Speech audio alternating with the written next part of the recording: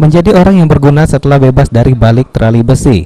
Hal itu yang coba dilakukan oleh para warga binaan di Lapas Merah Mata ini.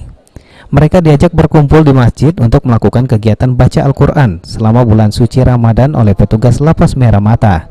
Dalam melakukan kegiatannya ini, para warga binaan dilatih oleh seorang guru ngaji yang didatangkan oleh pihak lapas guna mengajarkan membaca Al-Quran yang baik dan benar. Para warga binaan ini sendiri cukup menikmati kegiatan tadarus Al-Quran ini karena mereka bisa lebih dekat dengan Allah Subhanahu wa Ta'ala, sehingga bisa mengurangi beban kehidupan yang mereka jalani dari balik terali besi.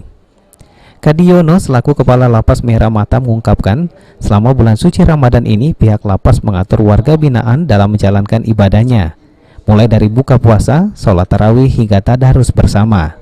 Puasa, jadi dilanjutkan nanti dengan sholat maghrib berjamaah, kemudian lanjut di sholat isya dan taraweh. Itu diatur karena kita maksimal ada 180 setiap malamnya. Nah, kemudian kalau pagi nanti jam 3 itu dibagikan makan sahur.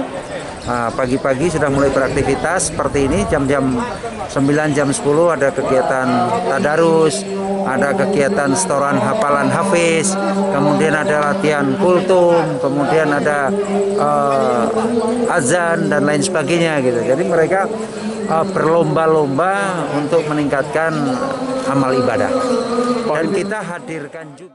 Pihak lapas sendiri selama bulan suci Ramadan ini selalu memperhatikan kondisi para warga binaan, sehingga warga binaan yang kondisinya sedang sakit tidak diwajibkan untuk mengikuti kegiatan yang telah disusun oleh pihak Lapas Merah Mata.